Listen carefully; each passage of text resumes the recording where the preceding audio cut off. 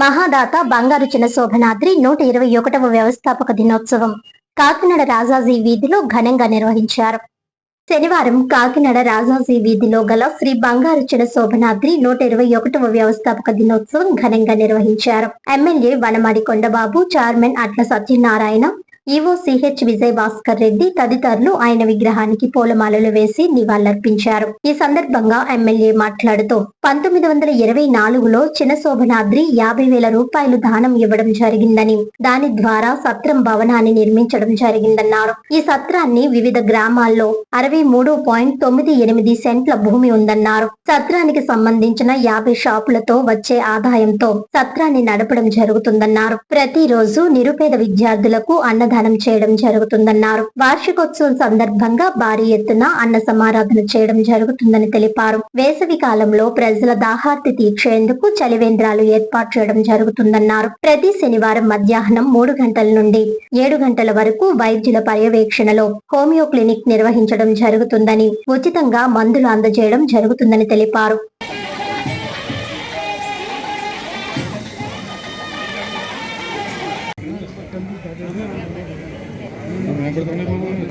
తాడి గోపాలకృష్ణ గారు,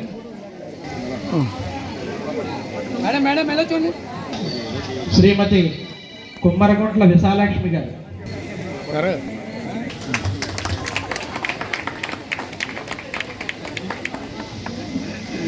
ఎవరు కూడా అందరికీ ఇష్టం.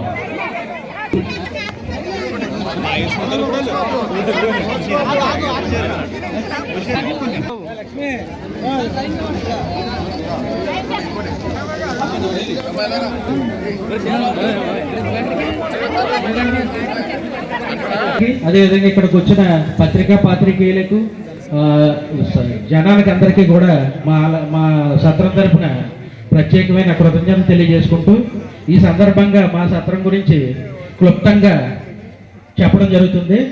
ఈ యొక్క బంగారు చినశోభనాద్రి సత్రం 1924వ సంవత్సరంలో శ్రీ బంగారు శేషయ్య గారి కుమారుడైనటువంటి శ్రీ బంగారు చినశోభనాద్రి గారు ఇదే రోజున మార్చి 21న, అప్పట్లో రవాణా సౌకర్యాలు అంతగా లేని కారణంగా బాటసార్లకి పలు చోట్ల దాతలు, ఇలాంటి మన బంగారు చినశోభనాద్రి లాంటి పెద్ద ఎత్తున దాతలందరూ కూడా ఎంతో సహృదయంతో వారికి భోజన సదుపాయం కల్పించడం కోసం బాటసార్లకు కూడా గతంలో సత్రాలు స్థాపించడం జరిగింది. ఇప్పుడు ప్రస్తుతం ఆధునిక కాలంలో రవాణా సౌకర్యాలు విపరీతంగా పెరిగిన కారణంగా బాటసార్లు ఎవరిలో లేని కారణంగా 1963లో ఈ యొక్క సత్రాన్ని దేవాదాయ శాఖ వారు తీసుకున్న తర్వాత ఆ యొక్క దాతగారి సంకల్పం ఏదైతే పూర్వం ఉన్నదో ఆ అన్నదాన కార్యక్రమాన్ని మరొక రకంగా, అనగా పేద విద్యార్థుల అన్నదానం నిమిత్తం దాన్ని కొంచెం మార్పులు చేసి ప్రస్తుతం ప్రతిరోజు కూడా మధ్యాహ్నం, రాత్రిపూట కూడా ఇక్కడ ప్రతిరోజు కూడా 100 మందికి, మధ్యాహ్నం 100 మందికి, సాయంత్రం 100 మందికి కూడా పౌష్టికాహారం శుచి శుభ్రతతో ఇక్కడ అందించడం జరుగుతుంది. ఈ యొక్క కార్యక్రమం గతంలో ఇక్కడ వచ్చిన విద్యార్థులందరికీ కూడా కూపన్స్ ఇచ్చి బయట హోటల్లో భోజనం చేయమనే పరిస్థితి ఉండేది.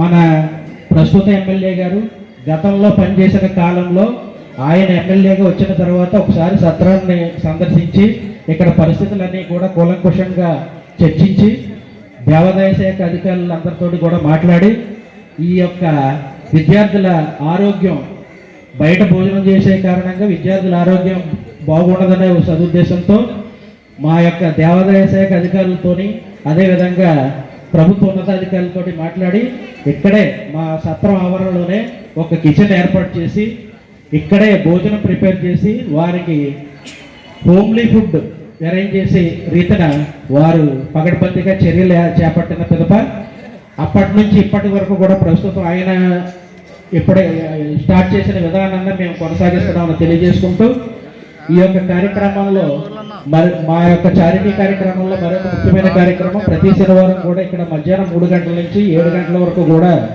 ఇక్కడ ఆధునిక కాలంలో వైద్యం అత్యంత ఖరీదైనప్పటికీ కూడా దీర్ఘకాలిక వ్యాధులను సైతం నయం చేసే హోమియో ఇక్కడ మేము ఉచితంగా ప్రజల సౌకర్యార్థం మధ్యాహ్నం 3 గంటల నుంచి 7 గంటల వరకు ఏర్పాటు చేయడం జరిగింది. సహకరించే నా తోటి సభ్యులు అందరికీ ధన్యవాదాలు తెలుపుకుంటూ, ఈ సంస్థ యొక్క ఆశయాలను నేను తప్పకుండా ఇంకా అభివృద్ధి చేసే విధంగా మా శాసనసభ్యుల వారి ఆదేశాల ప్రకారం నేను పనిచేస్తానని నేను ఈ సభా సందర్భంగా నేను చెప్పుకుంటూ మీ అందరికీ నమస్కారాలు తెలియజేసుకుంటూ సెలవు తీసుకుంటున్నాను. ఒక ఇంచు భూమి ఇవ్వలేని రోజుల్లో ఆయన 62 ఎకరాలము 93 సెంట్లంతో సుమారుగా ఇచ్చారంటే అది చిన్న విషయం కాదు. పూర్వం రోజుల్లో ఈ కాకినాడ పట్టణంలో పెద్దలు చాలామంది చాలా సత్రాలని ఏర్పాటు చేశారు. మనందరికీ తెలుసు, మన కాకినాడ పట్టణానికి విద్యాదాత అయినటువంటి మల్లాడి సత్యరంగ నాయకర్ గారు ఆ జగన్నాథపురం అంటే పాత కాకినాడ అనేవారు దాన్ని, అక్కడ ఒక మంచి విద్యాలయాన్ని చౌటరీని ఏర్పాటు చేయడం జరిగింది.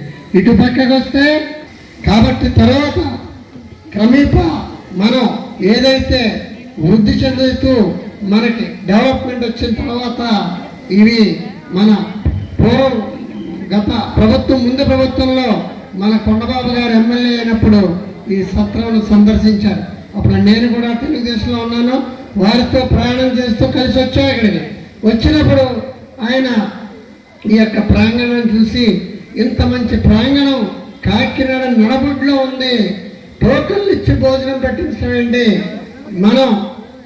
మనమే ఇక్కడ వంటలోని భోజనం పెట్టించాలి, అవసరమైతే ఆ నిధులు నేను తీసుకొస్తాను, లేదంటే నేనే దీనికి సహకరిస్తానని చెప్పి గొప్ప పెద్ద మనిషి కొండబాబు గారిని